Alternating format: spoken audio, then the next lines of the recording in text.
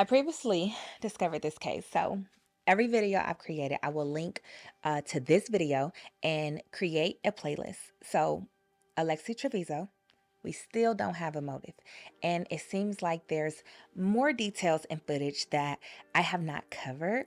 Y'all still want to see more, so today we will be discussing and viewing the rest of the evidence we haven't covered yet.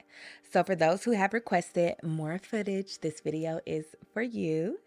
I'm going to be playing the exact moment the custodian found the baby, Alexi's mother, Rosa, requesting Alexee to be isolated, the boyfriend being present the whole time, and how hard Alexee's stepfather was crying, and all the hospital staff giving actual details of what we didn't see on the police body cam. Welcome back to another episode of JazzyXcrime. This is the unbelievable case of Alexee Trevizo. Now, from what we know, in Artesia, New Mexico, a 19-year-old Alexee Trevizo, who was a senior in high school, delivered her baby in the hospital restroom and threw her son away moments after she was complaining about backaches, and this all was on January 27th, 2023. Now, I've already shown her running to the restroom, holding her bottom as if she was palming her son's head. I've already shown when the hospital called the police, when Alexee was airlifted to another hospital because they couldn't find her placenta, when she went to prom, when she graduated. We seen pictures of her full-term belly on during cheerleading. And if you haven't seen any of that, what are you doing here? Please refer to the playlist I've created about Alexee Trevizo to catch up. So, we've reviewed the moments Alexee ran to the restroom to deliver her baby boy, but we didn't review the moments the custodian actually found the baby. So, here it is.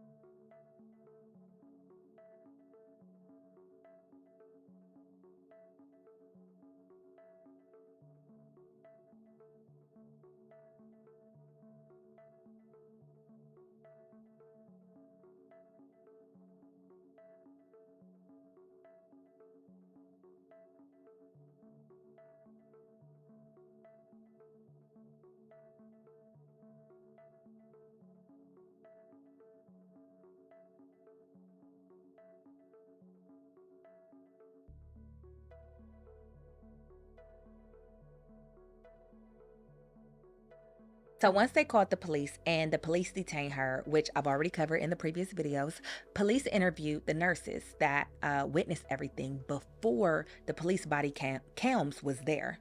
One particular nurse said after Alexee came from the restroom, Alexee's mom was very upset that she wasn't a virgin, and Alexee kept denying it even though the doctors was saying she just miscarried. Because in that moment, they didn't know she threw her baby away yet. All they knew was that there was no baby in the sack. But either way, it was very evident Alexee wasn't a virgin, but she just kept telling her mom that she was. The nurse goes on into more details, and this is what she said. Good, honey. You're good. Coming into work? Yeah. Okay. And are you Elizabeth Crawford? Yes. Detective Gonzalez. Nice to meet Jim Minter, nice to meet you. All right. So. You're not in trouble. I know. Okay. We just want to start that off with all the interviews. So if you could you just tell us everything from your contact on January 27th with either the patient or the child, any contact you had from beginning to end? I didn't have much contact with her until she exited the restroom. I didn't take care of her before that. So After patient. that, I took care of her, yeah. Okay. Can you tell us what happened? So she came out of the restroom. Mhm. There was a little trail of blood from the bathroom back to her room. We went to her room. I went to get her undressed. The doctor came in, explained to her that she had a miscarriage. Her and her mom had a back and forth about it. The doctor said she had a miscarriage? Yeah. Okay. She said it seems essentially like, I'm not sure the exact words. So it was a few months ago, but she said, it seems that you've suffered from a miscarriage, which didn't seem totally out honestly didn't seem awful and scary just before they're very bloody. Right. And so. Was she bloody? Mm-hmm. Like her legs? Yeah, she had blood all down her legs, and then there was like blood in the bathroom everywhere. So. Okay, and you saw that? Mm-hmm. Okay. And then got her in the bed, got her in a gown, helped her clean up. Doc came in, we did the pelvic, essentially, and then HT had come in and took the doctor away, and then I helped her get back in the bed, get her comfortable. I went to go get her blankets. And that's where the baby itself was in that room where the blankets are. So then I went back in there and essentially just took care of her tried to as a postpartum patient from then on. Right. That's about it. Like after that, we had ultrasound come in to essentially make sure there's like no products of conception left in there. I think they did the mom somewhat after the pelvic exam was done. Were you in there when let's go back. Okay. You said you saw blood in the bathroom. Where did you see that? It was just like on the floor, like with like white marks. Okay. Essentially, like she had tried to wipe it up. Was it on the toilet? Was it in the where exactly was the blood and how much? It was a good amount. It was like on the floor, essentially. Okay. So I don't remember seeing like a lot on the toilet or anything like that. Okay. So when you came into the room, did she say anything? Did you say anything to her? Once we all figured out what was going on and I went in there, she essentially was scared. She was worried that she was going to get in trouble. She did have a back and forth with her mother that was just about like, they had said, oh, the mom was upset because she had had sex and hadn't told her. So they were going back and forth on that, and then she was just denying it, which was a little wasn't really deniable at that point in time. Right. So the patient was denying having sex at this point to her mom? Yeah, she was trying to state that she was still a virgin. After she came in from the bathroom. Mm-hmm. And all the blood and all that. Okay. So, did the pelvic, and then I think shortly after that, the mom was in the waiting room after that. And then she was just worried. She was asking me, like, what was going to happen. I told her, obviously, I did not know. Is this when you found out she was worried about getting in trouble? Did she tell you anything, like? She didn't say anything about what had happened. Mm-hmm. She was just essentially worried that she was just going to get in trouble. So, that's what I mean. Were those the questions she was asking? Mm-hmm. Like, so what's going to happen to me? Like, that kind of thing. Did she ever ask about the baby? No. Not once. And so her focus was her getting in trouble. Mm-hmm. And anything other than that she talked to you about? She did at one point in time when the ultrasound tech was in the room with her, ask if there was anything. She pretty much said, would there be any like bad outcomes if she had stopped taking one medication and stopped taking another? And I said, well, what medications are you talking about? She said, well, what would happen if I stopped taking birth control, started taking weight loss medications? And I was like, I don't know. It's an odd question. And how long have you been in RN? 9 years. Okay. And you live here in Artesia? In Carlsbad. Carlsbad.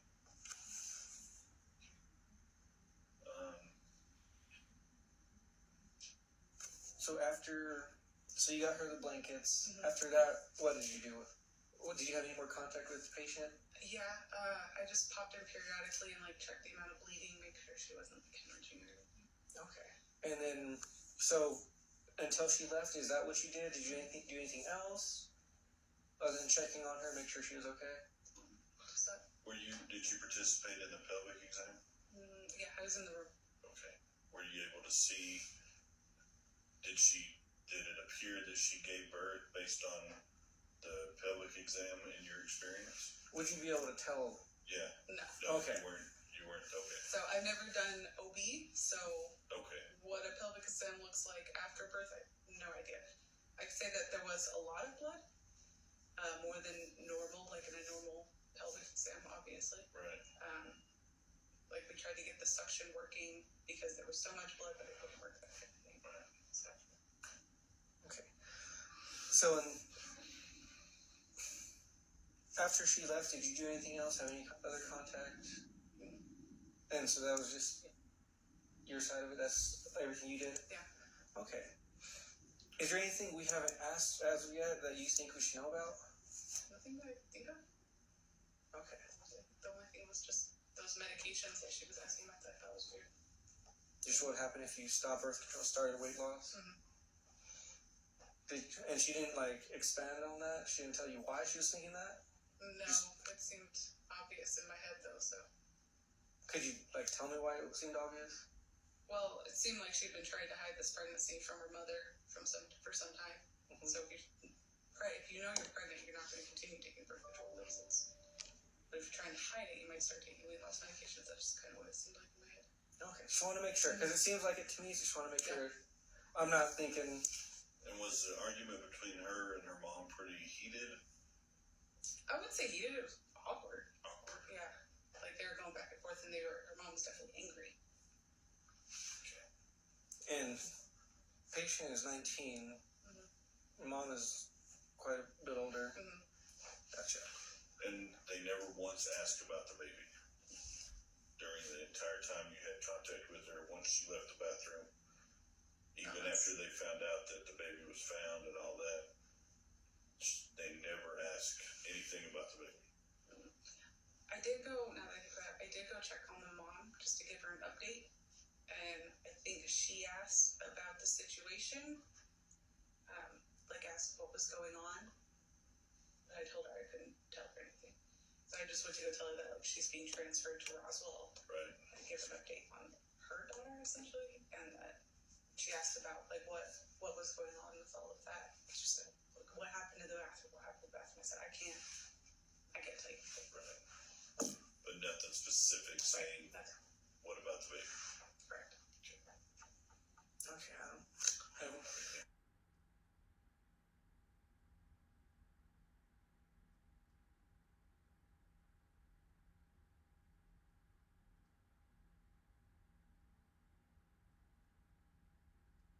Got a birthday coming up. I do. Happy early birthday. Thank you. Hopefully it's better than this. Alright, and you're doing okay, right? Yeah. Okay. Alright, well, We've asked everybody that we've interviewed that's had something to do with this because it's pretty traumatic. Most people don't deal with see this. that kind of stuff on it. I mean, I know you see death and in your job, but the newborn baby is a little more intense in my belief. So. Alright, well, try not to keep you from your job. Appreciate you coming in. Appreciate what you do. There's my card. They also interviewed the ultrasound tech who gave Alexee the ultrasound. Go ahead, see. Yes, ma'am. First of all, you're not in trouble in any ways. It's just reliving I'm sorry about that. Yes. episode, but yeah. That's what it is. I apologize for that. So can you just tell us everything from the beginning of your contact on the January 27th, either the day it happened, with either party, the mom or the baby, whichever one came first, and then to the end of contact with either? Oh, but can I start with your full name? Lorraine Romero. Lorraine Romero? Alright. Okay, and so can you start from the beginning for me? Okay, so because I do 24/7 call for ultrasound, so I got a call. I couldn't even tell you the time, maybe it was 8:30, 9 o'clock. At night? Mm-hmm. Okay. Mm-hmm. So I come in and they asked me to come in for a stat ultrasound. Apparently the patient had delivered the baby and thought that there was still placental tissue because the amount of bleeding she was having. So I thought, okay, great, I'll be right there. So when I got here, I go and I get my ultrasound machine. I go directly to the ER. And I Well, first of all, when I came to the hospital, I noticed that there were about 6 cop cars. Okay, so I thought, oh, please don't let it be my patient. But anyway, so I get my machine, I go directly to the ER department, and I said, where's the room that I'm supposed to go into? And they said room 2. So I'm taking my machine over to the room, and there's 2 cops in front of the door, and there's 2 police officers inside the room that the patient was in. So I'm getting ready to go in. It was a little bit of chaos because there's quite a few. The nurses were around. The physician, the ER doctor, was sitting at her desk, and 2 ER nurses stopped me and said, "You do not need to do the ultrasound. You could go ahead and leave." I thought, that's fine. Grabbed my machine, started to head back to my department, and then the physician, I can't even remember who the ER doctor was. I can't remember her name. But anyway, she said, "Lorraine, do me a favor." And her hands were covering her face, and I saw that she was distraught. And I said, "What can I do? What's wrong?" And she said, "I really do need for you to go in and do the ultrasound." And I said, "Okay, that's fine." And we're still looking at the same diagnosis. And she mentioned to me, she said, "This is disturbing." She pulled me aside. She was whispering to me, and she said, apparently what the patient did was she walked in, she goes to the restroom and delivers the baby in the restroom, and then puts the baby in a bag, because the garbages that we have throughout the departments are pretty tall, and there's those large garbage bags that are pretty sturdy. So I guess she delivers in the bathroom and pulls placenta and everything out, throws the baby in the bag, goes in the garbage. And how she ended up in the room for me to scan her, I have no idea. I didn't get details. Okay, no, that's fine. Just what you did. Mm-hmm. So anyway, so I go into the room with her, and I know that I need to scan her, but I need to scan her through the vagina, not through the belly, because I noticed that there was a significant amount of blood on the table. And there was a police officer in there, and I was a little bit uncomfortable with him being there, and so was she. So I asked him if he could step out and just stand for her. So he did that. So I didn't want to have a conversation with her after I was given this information. But she was talking to me, and while I'm trying to get things set up, and she says, "I don't know what's going on." She said, "I didn't know I was pregnant. I'm a cheerleader. I started gaining a lot of weight. My clothes were tight. I was taking birth control pills." So she said, "This didn't make any sense to me. I don't know what to tell you." And I did my scan, and then I left. And that was the end of your contact with her? Mm-hmm. Okay. Other than her telling you that she was pregnant, taking birth control, and her clothes got tighter, did she tell you anything else that may come to mind? And did you use the belly ultrasound or the vaginal? Through the vagina. Through the vagina. Yeah, and still there was, some tissue, because when you deliver, whether it's a normal delivery or not, sometimes still placenta tissue can still be in there. Mm-hmm. And so she was having a significant amount of bleeding. But after that, I stopped. I told the doctor, and I sent the report out to be read, and that was it. So it wasn't till the morning too, when I walked in, and this is Artesia. I'm not from Artesia. I just work here during the week, and word gets around, and I just was hearing stories of what really happened. I never knew the details until I walked in the next day. Okay. And I just didn't say anything. And how long have you been a ultrasound tech? For about 20 years. Okay. So, is there any other trauma or anything to that part of the body that would lead you to believe that she didn't give birth, or? No, because, and after talking to the ER doctor, I mean, she was obviously in labor, and I think assuming she knew that.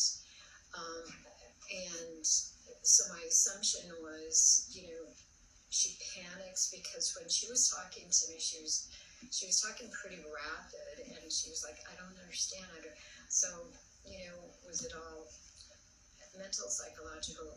Who knows? But she definitely knew what she was doing, and what was doing was wrong, because the way she was talking to me, just stating, I didn't realize I was pregnant, and, but I'm taking birth control, so, she was panicked, but, I didn't see her being in a state of mind where she did not know what she was doing. And that's just my perception working with women, well, not just women and men, and scanning in general, who's a little bit off, and I didn't get that with her. She was pretty much, and she felt it. You could tell that she was, I don't know if I should say if she was worried or she was concerned, because she knew what she did was in the wrong. That was just the impression I got of her. Is there anything that we didn't ask that you think we should know about? I don't think so. Okay. I didn't read up on cards either. My apologies. Your HR lady has my contact information. And mine as well. And so if you have anything you want to add that you didn't think of right now that we didn't ask, let us know. I can call you. And give us a call. You can email us, anything like that, okay? Okay. And we truly appreciate what you do. No problem. Thank you. And if it bothers you, talk to someone about it, okay? Yeah. Please do. Don't hold it in, all right? Yeah. Definitely. Okay. All right. Well, thank you, man. Thank you for coming in. It's a pleasure meeting you. Nice to meet you. Also, sir. They also interviewed the house supervisor and triage nurse. Chris Sanchez? Chris Sanchez, yeah. Nice. Barnabas Gonzalez. Jim Minter. Thank you. Have a seat. I don't know if you've been briefed on anything. You're not in trouble. An incident happened in January on the 27th of this year. Do you remember it at all? Yeah, I'm assuming the 19-year-old that was pregnant. Right. Yeah. Can you tell us what happened, what you did with it, from the beginning, from like when you first saw her to when you left? Sure. So I triaged the patient. Okay. Brought her to our triage room, asked her some of the intake questions, and then moved her to a treatment room. I probably started an IV, gave some medications. Okay. Anything else? What was her chief complaint? Chief complaint, I can remember. I think it was abdominal pain or flank pain, something like one of those two. Do you remember what treatment room you moved her to? Possibly two. I think it might have been room two. Okay. Anything helps you remember that? No, just kind of thinking of the layout of the ER. Gotcha. So you triaged her did you bring her in from the waiting room? Yeah. Okay, so you brought her in from the waiting room, took her in the treatment room, and then you triaged her, you just got her chief complaint, did vitals. Chief complaint, vitals. I believe the doc came in and kind of did a quick assessment in the triage room before we moved her back to a treatment room. Then from there we gave her some pain medication. She started feeling a little better, and then she said she needed to go have bowel movement, and that's kind of when the whole thing happened. So what did you do after that? So when she went to do the bowel movement, where were you at? Initially I was at the nurse's station, and then at some point I went and kind of checked on her, knocked on the door, see if she needed anything. She denied. She said she didn't need anything. Did you hear anything? I didn't hear anything. Flush, told it flush? Yes, after a while I started hearing, so I probably checked on her 2 to 3 times, I'm not exactly sure, and then I just kept hearing paper towel dispenser, and flushing and like the water running, and I knocked again, did she need anything, denied anything, and then eventually it got to a point where I said, you need to come out, and I asked the clerk to get the key to unlock the door, because obviously she locked the door to go to the restroom, and whenever we finally had the key to unlock it, she opened it and just kind of walked out. Did she say anything at that She didn't point? say anything, she was just looking kind of straight past me and went back to the room. Did you look into the restroom? I did. Okay. Yeah, What did you see? Went into the restroom and I saw a large amount of blood.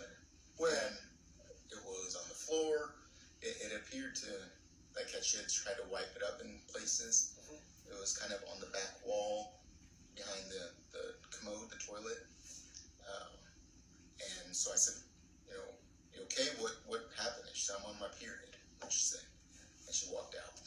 And then I went in, because at this point we had already received the positive pregnancy lab test. When was that? I couldn't tell you the exact time, but I know prior to that, we got a positive pregnancy test on her.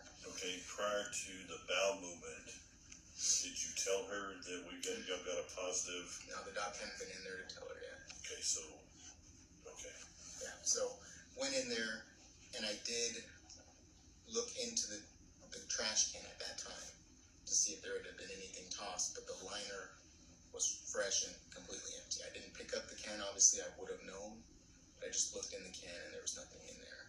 It was a fresh liner. So there's no trash in the There was liner? nothing in there, yeah. Do you know if they keep fresh liners? Because I know some places they put Yeah, there's usually new like liners a roll. in the bottom of the Yeah. trash can, and then they put the liner in and Exactly. take the trash out. Right, that way when they change it, they can just put a fresh one in. So yeah, there's usually a roll or a bunch of extra liners at the bottom of the trash can. So you said there was blood on the floor, and it looked like some parts of it looked like it had been. Right, it looked like it had been wiped up. Well, and you said on the wall. Was there any on the toilet? I think there might have been some at the bottom of the toilet. I don't remember if there was some like on the actual scene. Okay. All right, and then so the doc hadn't told her that she had popped.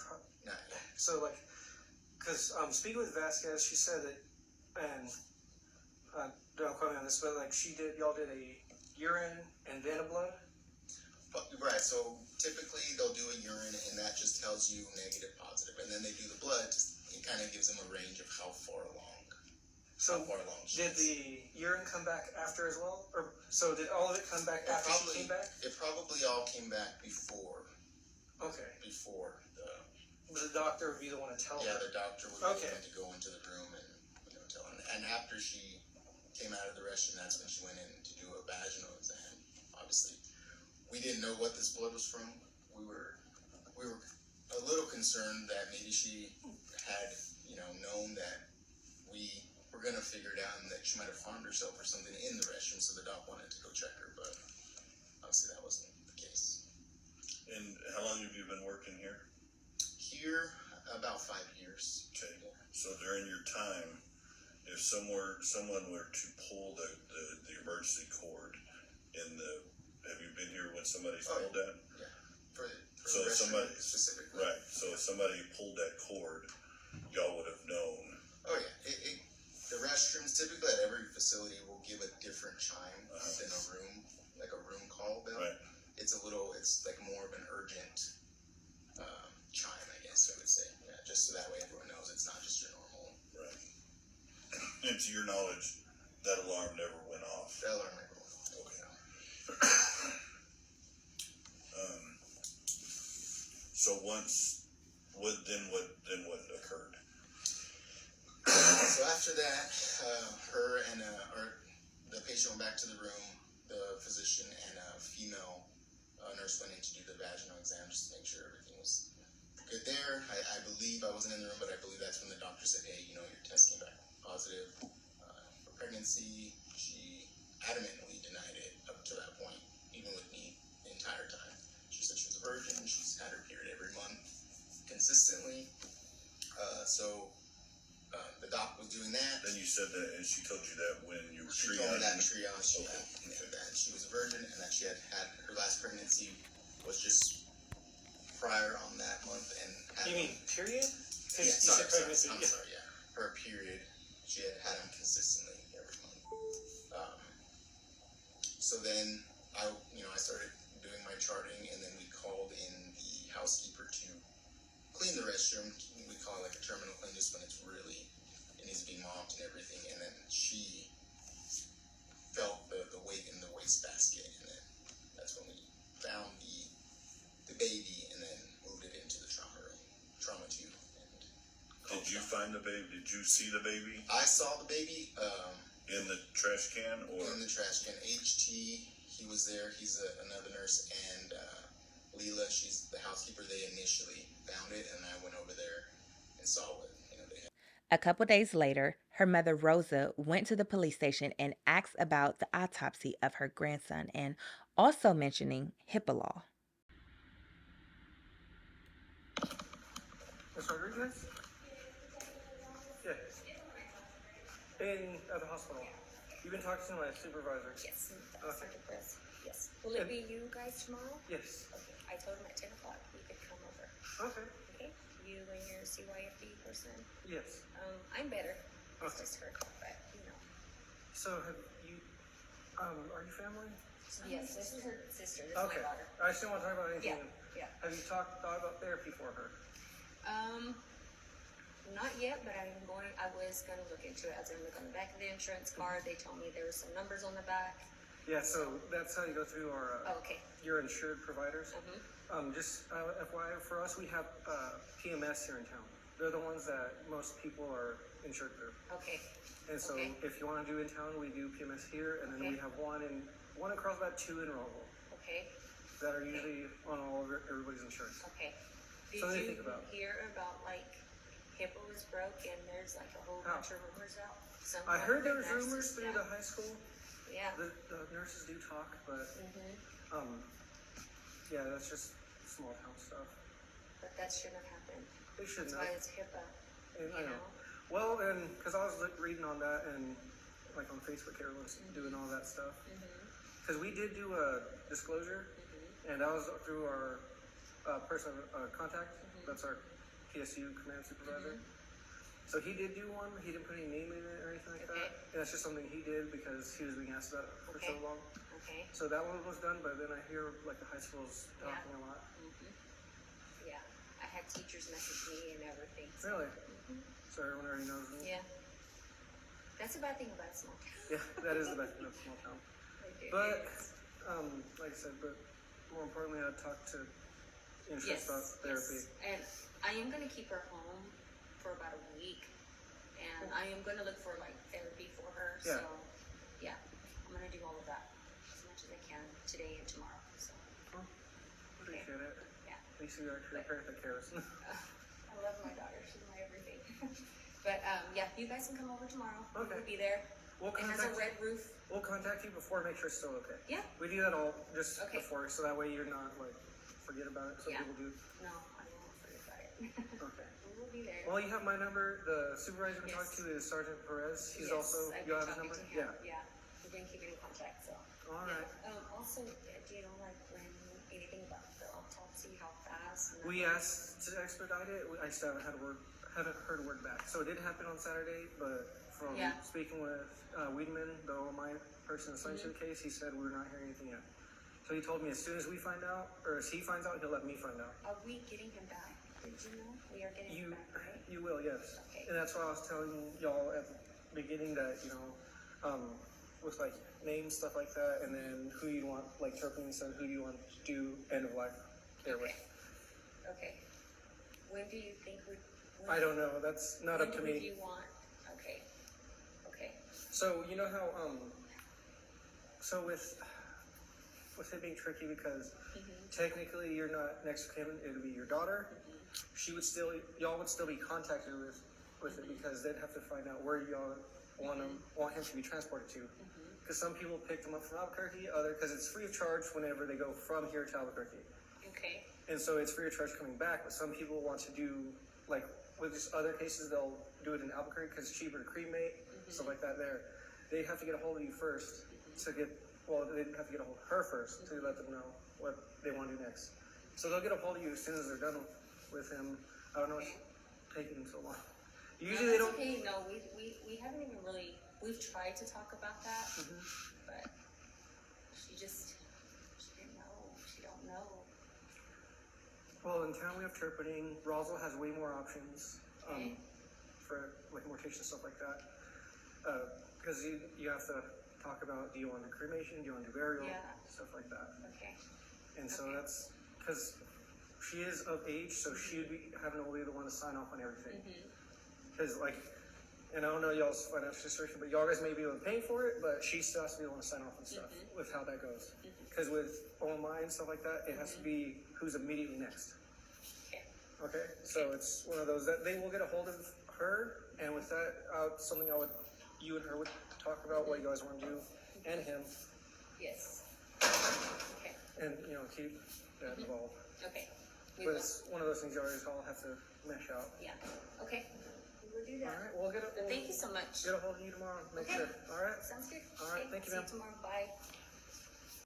There was a time everyone was asking who was the baby father, and we found little information on her boyfriend Devin, but still wasn't sure if he was the baby's father or not because some people were assuming, well, maybe Alexei was violated, which is why she tried to hide the baby. Everybody was just trying to make sense of the situation since there is no motive until I seen this video of Alexi's stepfather sobbing in the waiting area and what her mother, Rosa, said to the police when they asked her who was the father.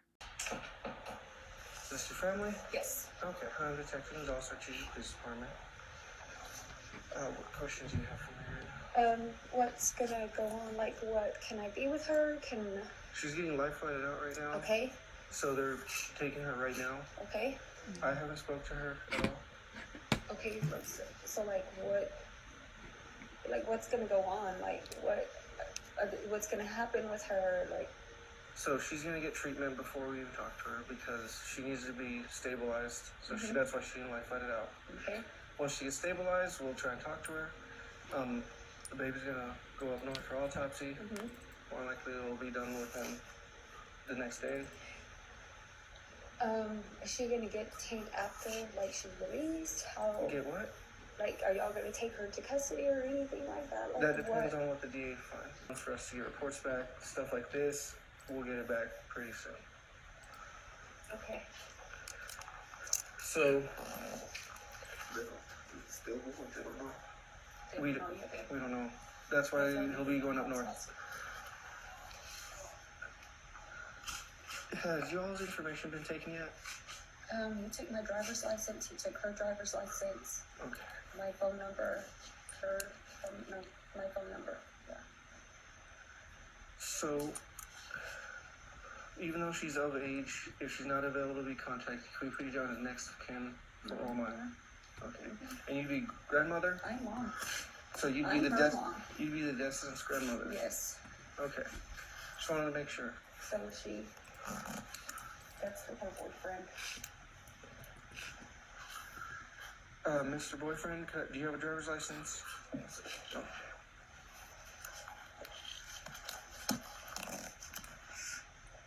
And is the address on you current? On the driver's license? Because determining on what the OMI does, if she's still in medical, and they do release the infant back, it'll have to be released to somebody. And it'll be up to OMI who they determine next of kin is. Maybe the parents, but maybe you, okay? So that's why we're gonna get everyone's information. I'm just gonna run your name through, especially on her radio, okay? So I'm just gonna call.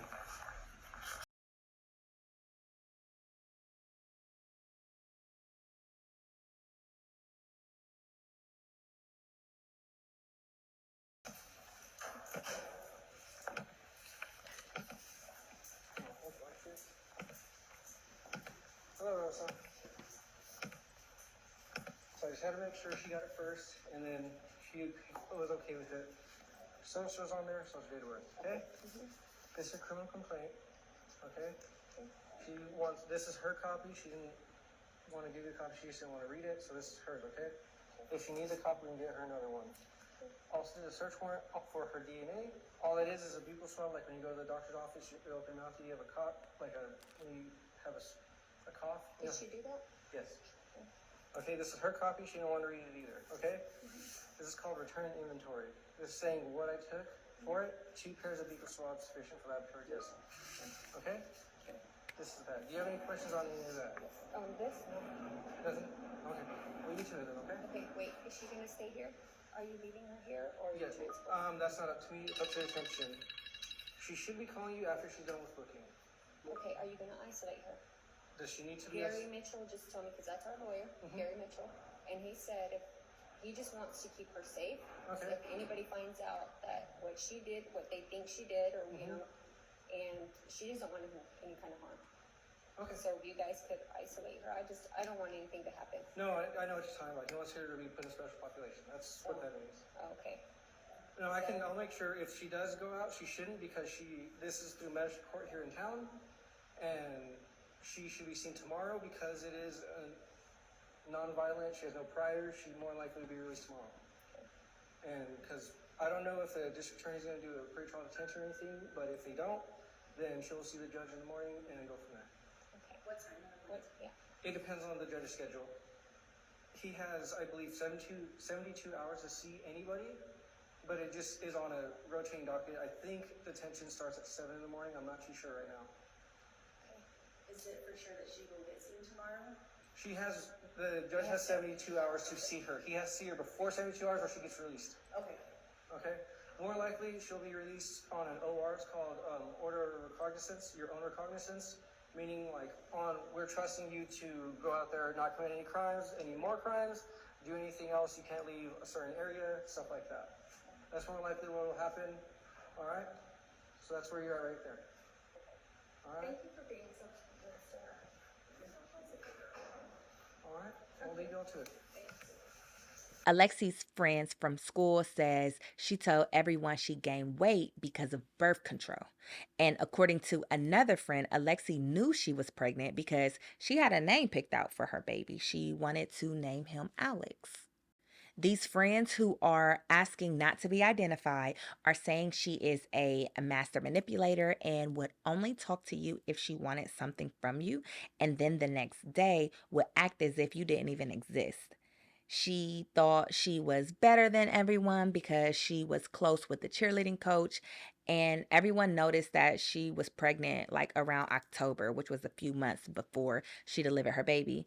They said they noticed that she started to wear baggy clothes, which was way out of her norm.